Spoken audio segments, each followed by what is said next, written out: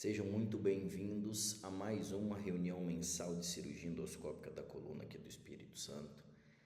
Primeiramente, é com muito prazer que a gente chega ao final do terceiro ano dessa nossa reunião. Eu queria deixar meu agradecimento aqui aos nossos principais patrocinadores dentro aqui do Espírito Santo, que é a empresa de materiais Trindade Medical e Anil Surgical Medical, que são parceiros que apoiam muito a gente nessa ideia de fomentar o crescimento da cirurgia endoscópica aqui no Espírito Santo.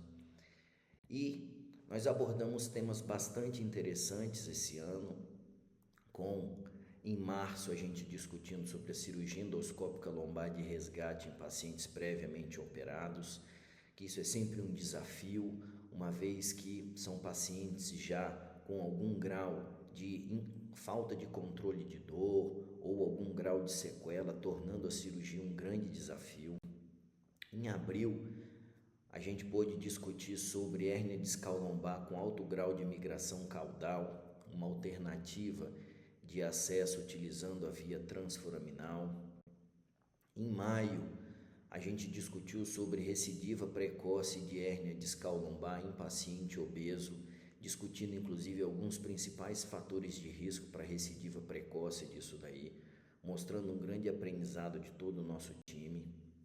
Em junho, a gente discutiu sobre facetectomia acidental com síndrome de faceta isolada no segmento lombar, o que fazer, como fazer. Foi quando a gente começou a discutir sobre o conceito do pilar pedículo facetário pedicular e as possibilidades de reconstrução, onde a gente utilizou o conceito da fixação unilateral com parafuso transpedicular, mostrando que é uma possibilidade viável.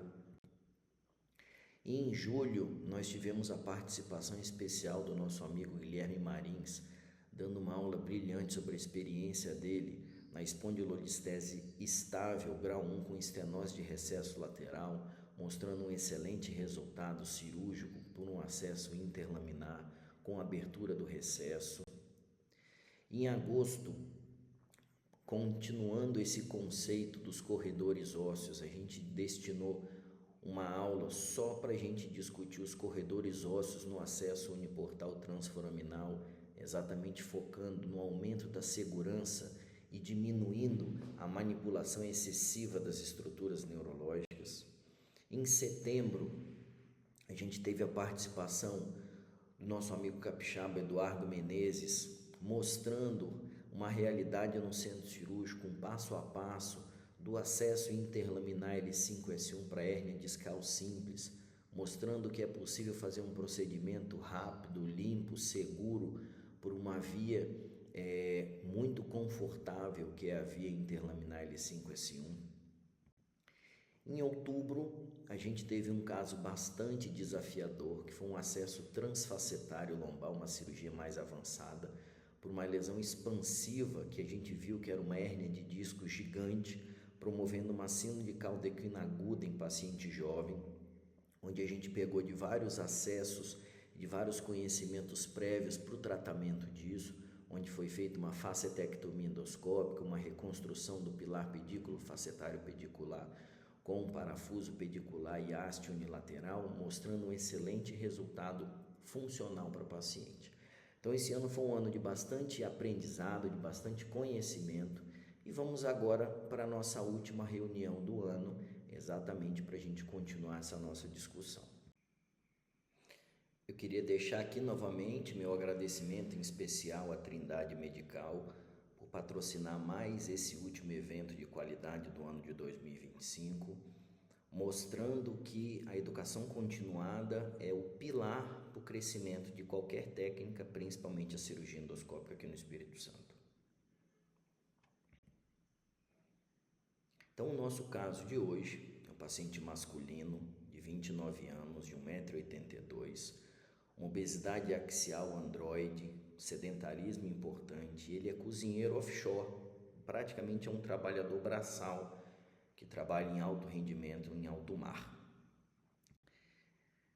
E ele começou com um quadro de uma ciática direita desde junho de 2024, numa evolução progressiva, uma irradiação dermatomal entre L4 e L5, sem alterações motoras, porém com uma importante limitação funcional, uma refratariedade medicamentosa com a medicação otimizada. No estudo de eletroneuromiografia, para a gente avaliar o grau de sofrimento dessa raiz, mostrou que é uma radiculopatia leve. Esse estudo é um estudo recente de fevereiro de 2025. E, por conta disso, foi submetido a um bloqueio analgésico lombar percutâneo por método químico em junho de 2025, para a gente avaliar qual era a relevância do processo inflamatório dentro do manejo dessa dor. E a gente percebeu que ele teve um alívio de dor por volta de 10 dias, mostrando que o componente mecânico era relevante no contexto da dor desse paciente. Seguindo os estudos de imagem, para a gente poder montar o nosso raciocínio, esse paciente foi submetido a um raio-x dinâmico da coluna lombar. Esses exames são de abril de 2025, mostrando já que ele apresentava uma espondilolistese grau 2, L4, L5 fixa, ou seja, nos movimentos de flexão e extensão do tronco não houve nenhum deslizamento anormal desse segmento, mostrando que ele tem um segmento desalinhado, porém esse bloco é fixo.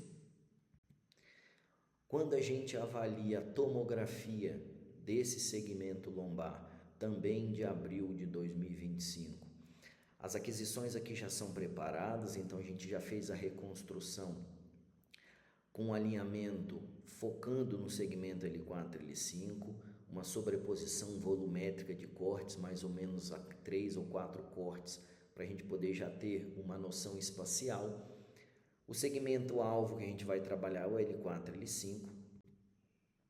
Então aqui a gente vai conseguir ver uma varredura sagital desse segmento, começando pelo lado direito, que é onde tem o maior sintoma. O paciente não tem nenhum sintoma do lado esquerdo. Então a gente já consegue observar um desalinhamento entre a incisura vertebral superior de L5 e a incisura vertebral inferior de L4, mostrando uma importante redução das dimensões do forame, tanto da porção neural como da porção discal. No recesso lateral a gente consegue observar também essa redução, mostrando como eu tenho um desalinhamento desse segmento. Indo em direção à linha média, a gente consegue ver que é um segmento com bastante estresse mecânico, já com deformidade do corpo, principalmente de L4. Indo para o lado contralateral, a gente mantém esse mesmo padrão.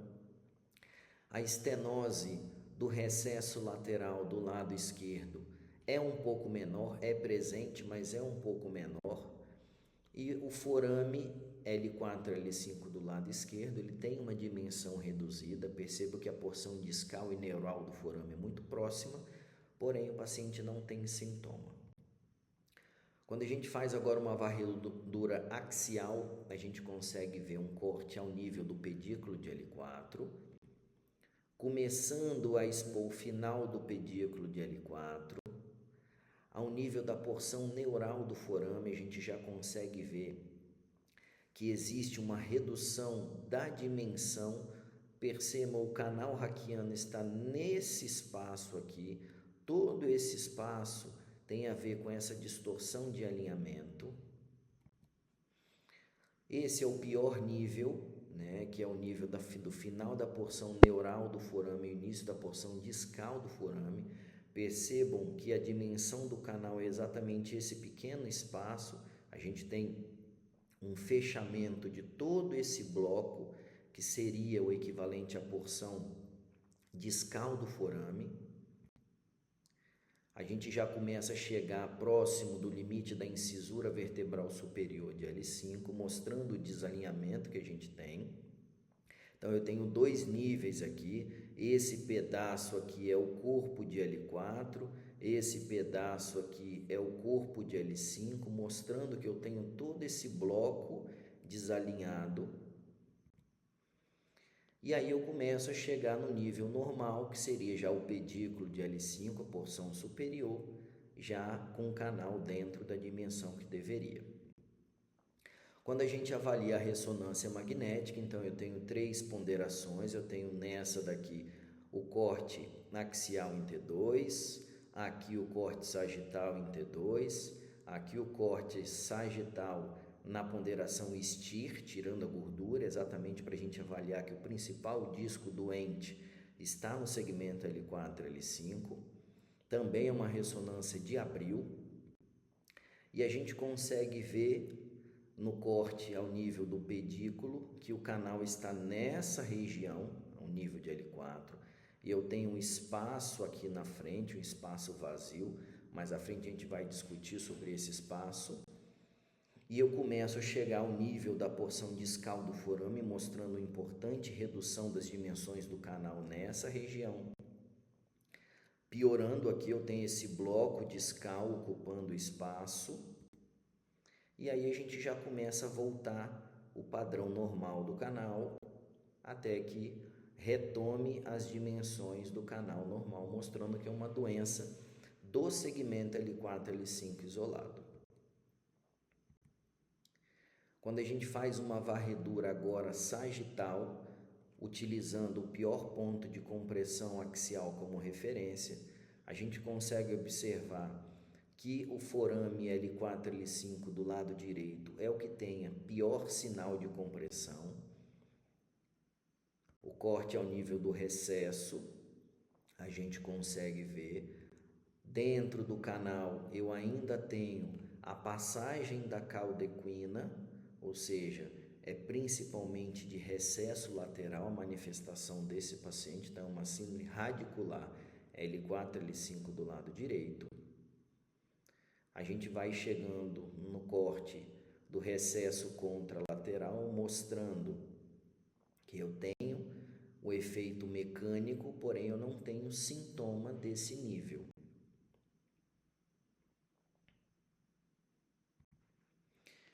E aí a dúvida é: o que fazer?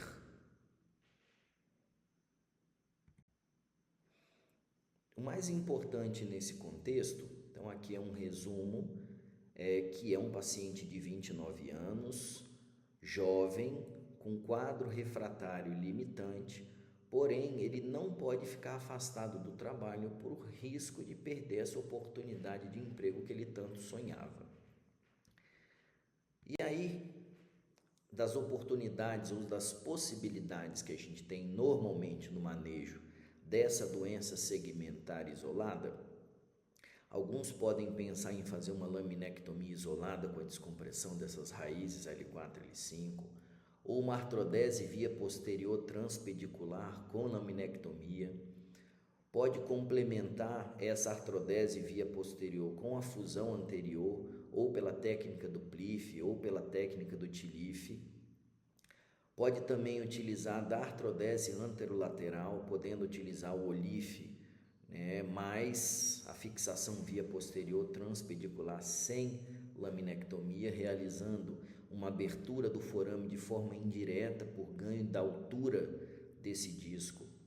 É possível também fazer uma artrodese anterior, um ALIF standalone sem laminectomia.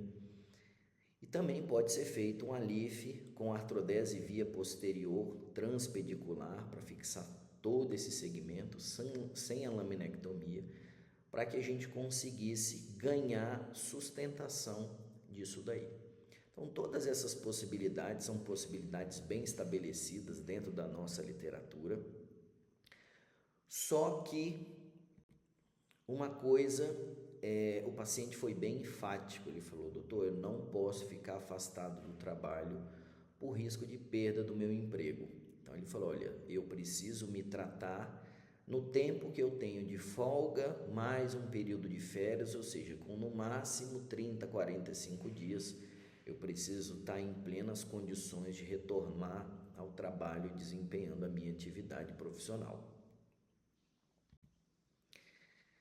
E aí eu comecei a refletir sobre um caminho alternativo. O que eu posso fazer ou o que eu poderia fazer para tentar minimizar os sintomas desse paciente, melhorar a qualidade de vida e fazer com que ele não perdesse esse tão sonhado emprego que ele demorou bastante tempo para conseguir. E aí eu comecei a girar, inverter e observar as imagens mais ou menos na posição que a gente utiliza para fazer os acessos minimamente invasivos, que seja por via posterior, que seja por via lateral. E aí algumas coisas me chamaram a atenção. A primeira coisa que me chamou a atenção foi ao nível da porção infrapedicular de L4, tinha um espaço, né, um espaço que vem exatamente desse degrau da listese. Ou seja, mesmo com grau de compressão, existia um espaço abaixo do ligamento longitudinal posterior que poderia ser usado como um corredor para a descompressão disso daí. Além disso, eu fui avaliar em detalhes para eu identificar onde que estava o maior grau de compressão, já que o principal sintoma desse paciente era na raiz emergente de L4 e na raiz descendente de L5 do lado direito. Então, ao nível do forame de L4 e L5 do lado direito, a gente consegue observar que a raiz emergente está bem apertada, tanto por uma estrutura de partes moles como pelo complexo disco osteofitário, mostrando que ela está comprimida contra a porção inferior do pedículo de L4 e a porção ventral da IAP de L4, dando, né, todo esse sintoma. Quando a gente avalia o nível do recesso lateral, a gente consegue identificar onde está a raiz descendente de L5, mostrando também que ela tem um grau de sofrimento e a relação dela com o complexo disco osteofitário, principalmente a sua porção medial, que é exatamente um alvo para a gente poder descomprimir isso daí. E a gente observou que, de forma natural, esse paciente criou uma hiperostose dos pilares pedículo, facetário pedicular nessa região. Então a gente consegue ver nessa visão em perfil essa hiperostose, a gente consegue ver na visão em AB essa hiperostose, exatamente como um mecanismo de compensação dessa instabilidade ao longo do tempo. Ou seja, naturalmente esse paciente já fez uma ponte de parte do corpo e uma ponte de parte desse elemento pedículo facetário pedicular, que inicialmente a gente tentou pensar em preservar o máximo possível, tentando lidar só com o efeito compressivo. Ou seja, da nossa análise, o principal problema que a gente tem é exatamente esse dente oriundo dessa listese fixa. E isso daqui nada mais é do que parte da incisura vertebral superior de L5, parte do disco, né, L4 e L5, nessa porção centro-lateral do lado direito, que seria o principal motivo de todos esses sintomas. E aí, utilizando, né, de conceitos de bioengenharia, a gente pensou, por que não utilizar o mesmo princípio que foi utilizado para construir o Canal da Mancha? Por que eu não posso criar um tubo que conecta anteriormente e libera esse canal? Ou seja, existem hoje ferramentas que eu consigo criar essa descompressão do canal pelo assoalho, num conceito under the floor, ou seja, é possível descomprimir apenas essa estrutura óssea com segurança, minimizando os danos de todas essas estruturas. Foi aí então que eu e o Dr. Renato Gavina é o responsável por encontrar esse paciente e a gente raciocinar em cima. Então toda essa cirurgia foi feita pela nossa equipe. O Renato, ele é um dos meus sócios que vem desenvolvendo a técnica da cirurgia endoscópica no Espírito Santo junto comigo.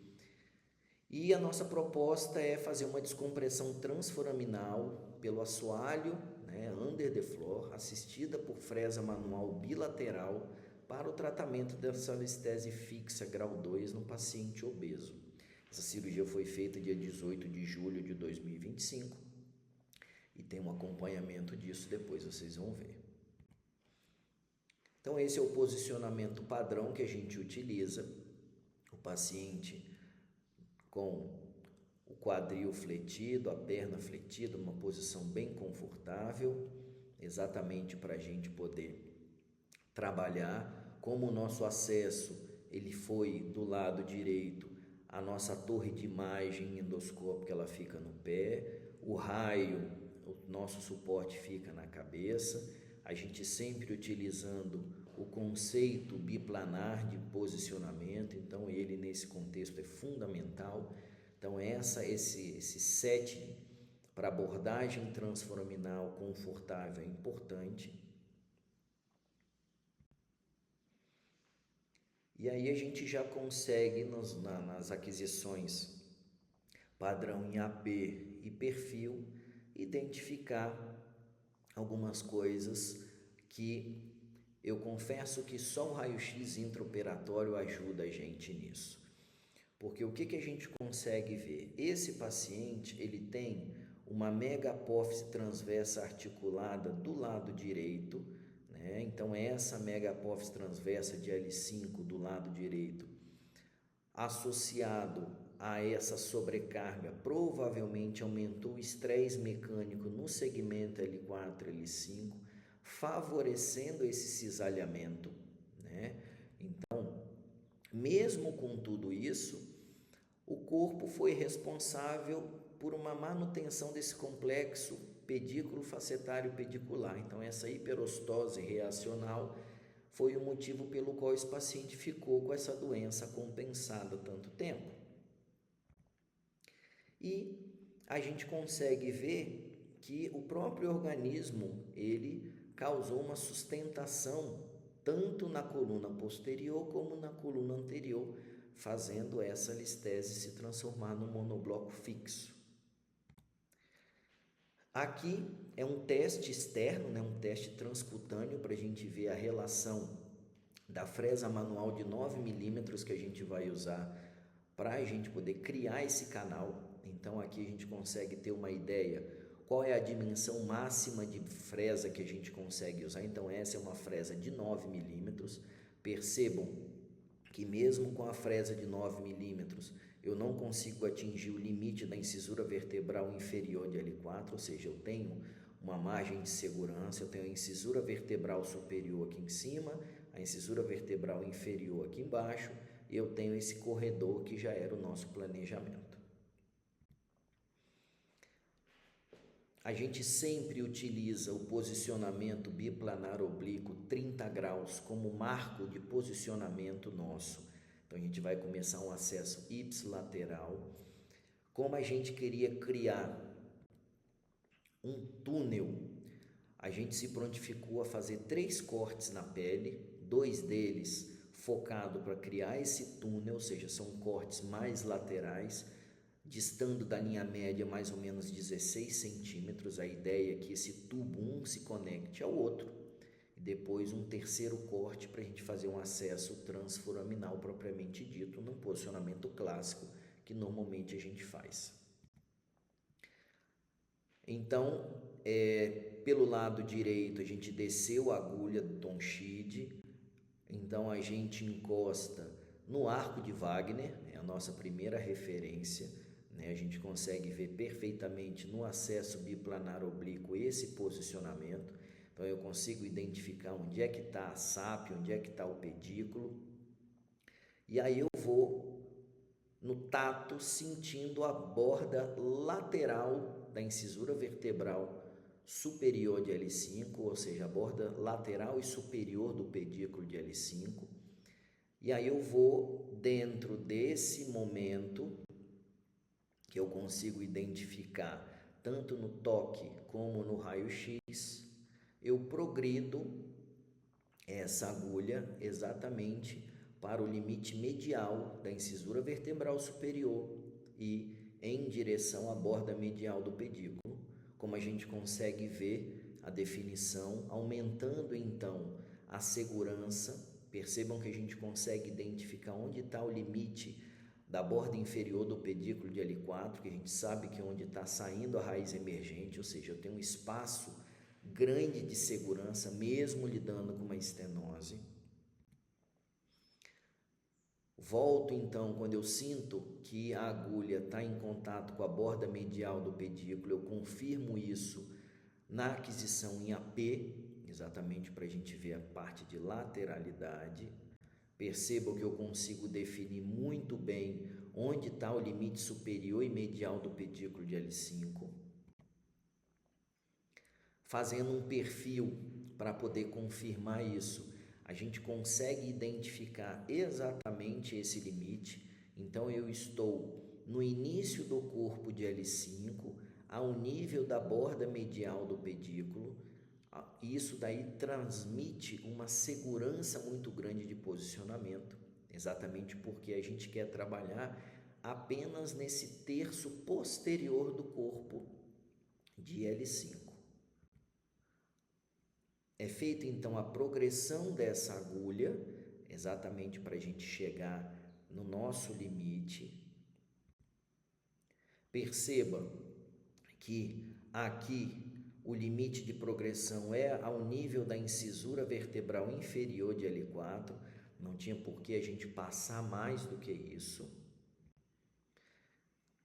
Quando eu faço o controle no AP, eu consigo ver que eu estou na linha média, ou seja, eu consegui atingir com segurança o meu alvo do lado direito.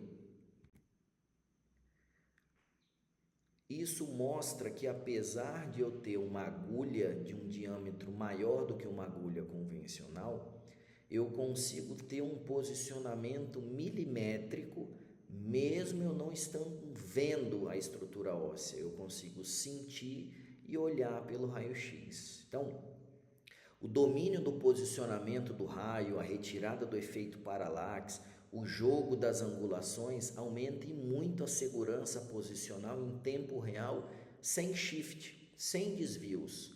Então é uma ferramenta poderosíssima que a gente precisa trabalhar para aumentar a segurança do procedimento. Feito isso, a gente começa então a progressão das fresas manuais, e aí a gente já consegue ver o espaço, a imagem negativa que eu já começo a criar. Então a progressão das brocas me permite ir criando esse espaço. Perceba como eu tenho a borda inferior do pedículo de L4 visível, e aí agora eu vou para o lado contralateral, exatamente para a gente conseguir fazer esse bloco. Então a agulha, o ponto na pele foi também 16 centímetros da linha média. A gente usou o mesmo conceito do posicionamento biplanar oblíquo ipsilateral a 30 graus, só que agora do lado esquerdo, começando pelo arco de Wagner e descendo até a borda medial pedicular. Percebam que eu deixei um fio de Kirchner no core que eu criei do lado contralateral. A gente vai então progredindo a agulha exatamente em direção à linha média para a gente manter o nosso core onde a gente se prontificou. Então perceba que eu já tenho aqui a agulha do lado direito, a agulha agora do lado esquerdo, a incisura vertebral inferior de L4 está aqui, ou seja, eu estou mantendo a minha programação pré-operatória. Aqui eu tenho o momento em que a minha agulha do lado esquerdo tocou no fio de Kirchner do lado direito, eu consigo sentir a dissipação mecânica desse contato, ou seja, eu efetivamente atingi o meu alvo inicial. E aí a gente vai progredindo as brocas. A progressão das brocas mantém a mesma segurança que a gente fez do lado direito. E aí tem a demonstração de um vídeo do momento em que a gente conseguiu fazer com que a broca tocasse o fio de Kirchner do lado direito.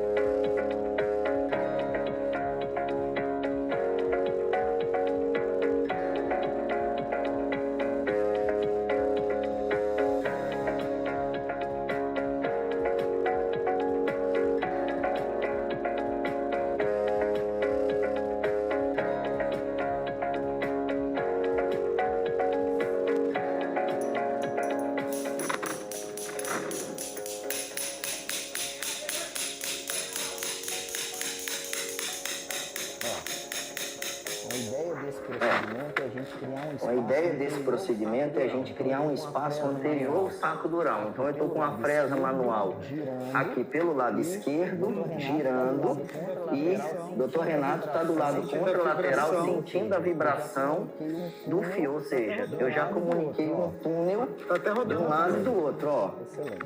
Exatamente. Excelente.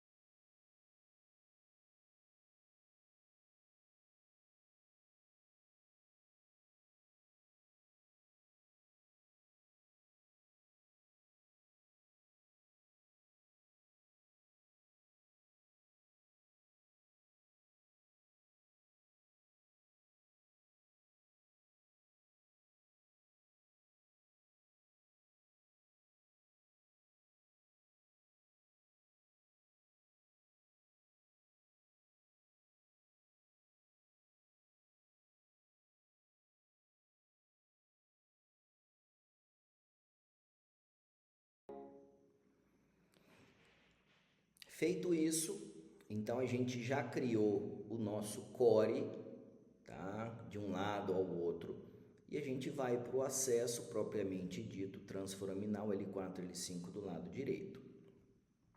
A gente novamente posiciona no posicionamento do raio biplanar oblíquo ipsilateral a 30 graus, agora do lado direito. É feita então a marcação na pele desse acesso, que dá mais ou menos uns 10 centímetros. Essa agulha então é posicionada no arco de Wagner. A gente desce até a borda medial do pedículo ao nível da incisura vertebral superior de L5. Com o dilatador, agora a gente consegue dissecar e sentir exatamente essas estruturas. Então, a borda ventral da sápia, a borda superior do pedículo, a incisura vertebral superior de L5, e a gente consegue deslizar e sentir o core que a gente criou. É colocado então a camisa de trabalho e aí, propriamente dito, a gente vai começar o acesso endoscópico, já tendo esse canal que foi criado pela fresa manual. Então agora vão começar algumas etapas dos vídeos do intraoperatório, exatamente para a gente entender esse passo a passo. Então aqui a gente consegue identificar o furo que a gente fez com a fresa manual, pegando a incisura vertebral, aqui onde eu tenho a borda superior e medial do pedículo, a borda ventromedial basal da SAP de L5, e aqui é a borda medial da incisura vertebral, onde a gente faz o corredor ósseo. Então, a ideia nossa é a gente drilar esse pedaço, porque o limite aqui do core feito pela fresa manual já é o limite que a gente precisa de descompressão do canal. Depois a gente só vai caminhar aqui para inferior à estrutura neurológica.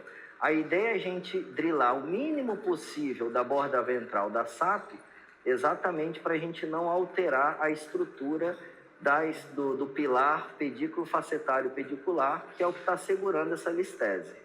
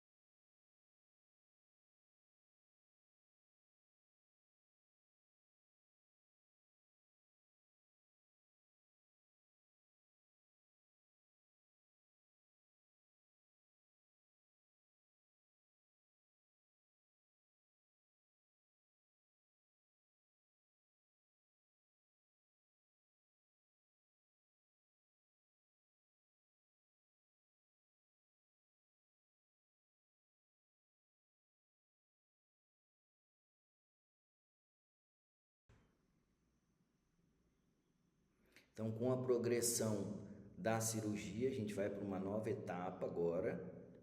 Então, aqui a gente está vendo o core da utilização da osteotomia com a fresa manual.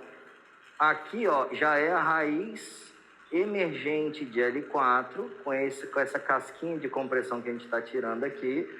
A gente consegue ver a borda ventral da SAP, a borda superior do pedículo, o seu limite inferior e medial. Essa já é a gordura da porção discal do forame, perto do recesso lateral. E aqui está o core que a gente fez com a fresa manual, ou seja, descomprimindo esse pedaço aqui, eu vou conseguir descomprimir a raiz emergente, atacando pela axila e a gente chegando dentro do canal. Percebam que os landmarks ósseos, eles vão dando uma segurança posicional muito grande, mesmo quando eu tenho uma distorção da anatomia, uma vez que eu fiz esse planejamento pré-operatório exaustivo, com todas aquelas reconstruções. Então aqui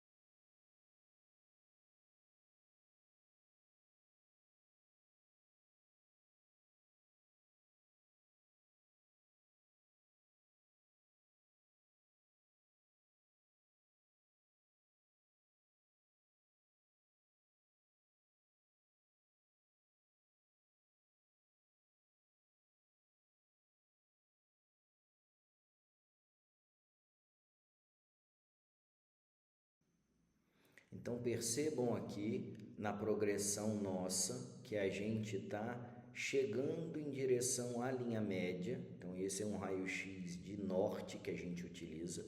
Então, como o acesso é feito por via transforaminal, essas cirurgias ósseas eu sempre deixo o raio posicionado em AP, exatamente para facilitar essa localização espacial em tempo real sem shift. Então toda hora que eu preciso, a gente utiliza esse raio-x. Então agora nós vamos dar seguimento. Ok, aí puxa para essa tela aqui agora.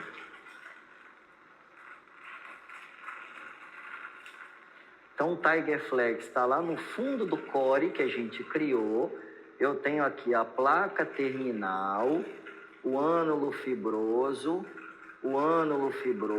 eu tenho o osso aqui de L4, eu já tenho a raiz descendente de L4 completamente livre aqui, e a gente está atacando exatamente esse complexo. Então, próximo passo, eu vou drilar essa parte óssea, junto aqui com a placa terminal, para esqueletizar essa parte de disco, exatamente para pegar esse corredor natural aqui, ó, e tombar essa compressão. A gente consegue ver como a raiz está jogada fina aqui para cima, ó.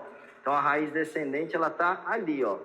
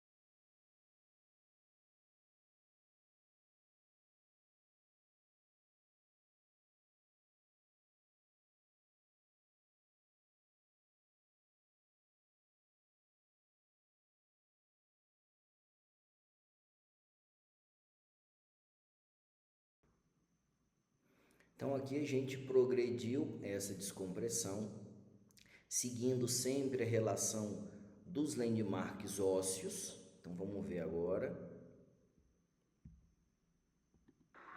Então aqui a gente está vendo a raiz emergente de L4. E agora aqui a gente consegue ver a interface entre o disco e o ligamento. Eu estou usando a raiz como referência.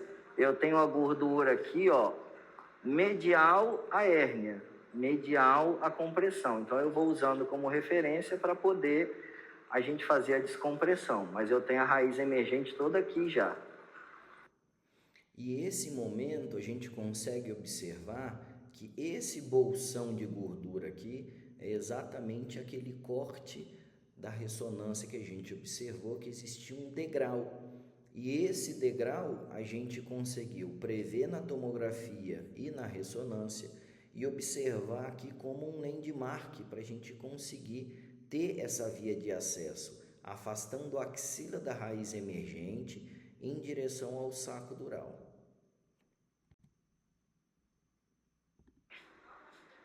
Então, inventário final de um acesso transforaminal L4 L5 do lado direito, combinado com uma utilização de fresa manual para realização de uma osteotomia da incisura vertebral superior de L5 bilateral até a linha média, para criar um túnel à frente do saco dural, exatamente para a gente ter o limite de referência da listese grau 2 e para a gente ter ângulo de ataque. A gente consegue observar às 9 horas, indo em direção a meio-dia, o arco de Wagner, onde eu tenho a borda medial do pedículo pulsando.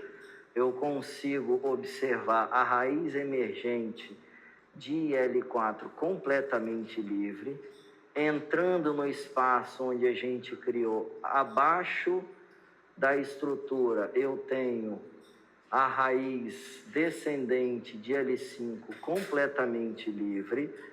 Eu tenho também a raiz emergente de L4 completamente livre. E a gente consegue chegar até depois da linha média, à frente das estruturas neurológicas. Aqui eu tenho a interface entre o ligamento longitudinal posterior, a gordura e a raiz descendente, configurando então uma descompressão efetiva dessas duas raízes sintomáticas, emergente de L4 e descendente de L5. E o mais importante é que a gente praticamente não mexeu no complexo facetário pedicular, exatamente para a gente não mudar essa estabilidade que o organismo propriamente dito fez até o presente momento.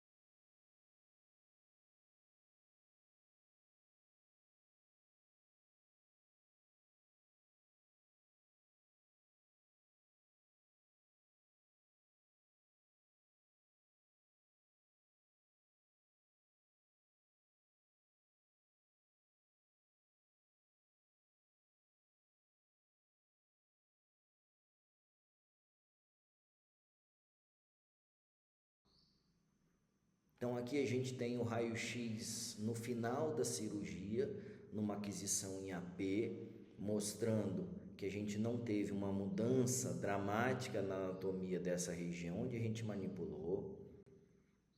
Quando eu coloco isso em oblíquo, eu consigo ver que eu mantive o complexo pedículo facetário pedicular, porém a gente já conseguiu ver uma redução da densidade dessa região, ou seja, diminuiu a estrutura óssea que a gente estava focada na retirada.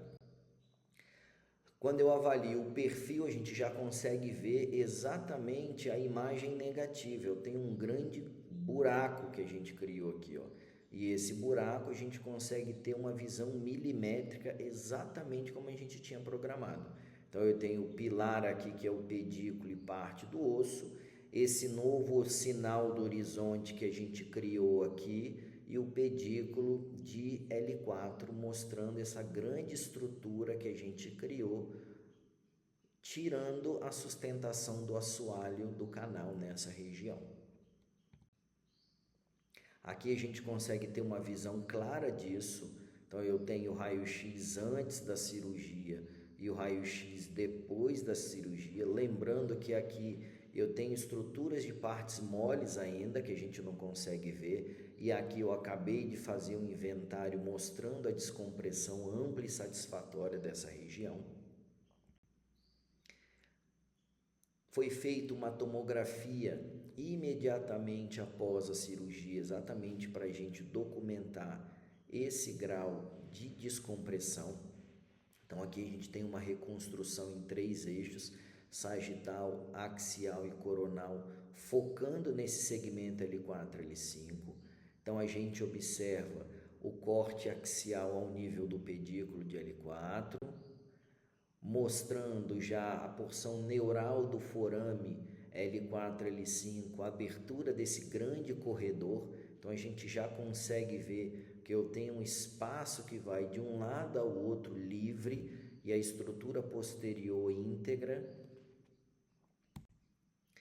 A progressão eu consigo já ver nessa estrutura o final do core, exatamente o limite nosso, o canal aqui se mostrando preservado.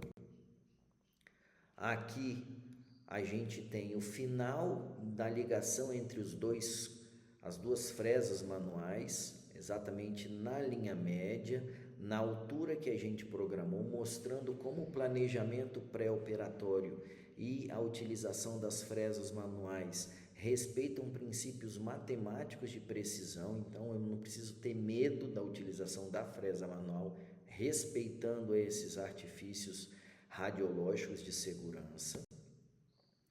Agora, quando a gente faz uma varredura sagital usando esse corte axial de referência, a gente consegue ver a grande abertura que a gente conseguiu dessa nova estrutura foraminal, essa recalibração do canal nesse nível, mostrando o quão amplo a gente conseguiu e o corte cirúrgico que a gente tem. Então a gente vai criando esse espaço, é um espaço completamente consciente ao longo da cirurgia, o planejamento pré-operatório. Obviamente que a descompressão do lado esquerdo ela ficou menor, porque foi feita basicamente pela fresa manual e a dilatação, né? Não foi possível a gente acessar por via endoscópica, principalmente para não aumentar o tempo cirúrgico e segundo que o paciente não tinha sintoma do lado esquerdo. Quando a gente avalia a mesma reconstrução tomográfica, a gente consegue ter a noção do efeito que essa abordagem endoscópica avançada fez. Então eu criei um grande corredor que vai de um lado ao outro com uma recalibração do canal com 3 cortes de 10 milímetros, sem mexer nem na coluna anterior, que já estava estável, nem no complexo facetário pedicular posterior. Alguns meses depois, em setembro agora, a gente vem fazendo o acompanhamento com raio-x dinâmico desse paciente. Então o paciente está com a melhora completa da ciática do lado direito, sem nenhum sintoma residual. melhora da funcionalidade já em processo de emagrecimento e o raio-x dinâmico se mostra inalterado. Obviamente que o alinhamento de expectativa com esse paciente é fundamental, porque essa é uma doença que ela existe a chance de progressão e caso haja essa progressão a ponto de ter uma instabilidade, a gente já não vai conseguir fazer uso da tecnologia endoscópica, provavelmente a gente vai ter que partir por uma artrodese anterolateral, que caso fosse uma realidade para nós, a gente utilizaria a artrodese anterolateral com a fixação posterior associada. Eu não faria uma fixação via posterior única, também não faria a reconstrução da coluna anterior com PELIF nem TELIF, utilizaria a reconstrução da coluna anterior ou por um acesso oblíquo, um OLIF ou um ALIF, mas obrigatoriamente faria uma fixação transpedicular nesse paciente, dado a idade, o grau da listese e a sobrecarga. Mas o mais importante é para mostrar que é possível, é seguro a gente fazer uma descompressão transforaminal under the floor, assistida por fresa manual bilateral para listese fixa grau 2 em pacientes obesos, com uma excelente recalibração do canal e uma manutenção da estabilidade do segmento. E como eu sempre concluo, que eu acho de vital importância a troca de experiência que a gente vem fazendo, é que o talento vence jogos, mas só o trabalho em equipe ganha campeonatos. Obrigado por mais uma reunião, obrigado pela conclusão de mais um ano de muito aprendizado e que em 2026 a gente possa engrandecer ainda mais as nossas discussões aqui no Espírito Santo. Até o nosso próximo encontro.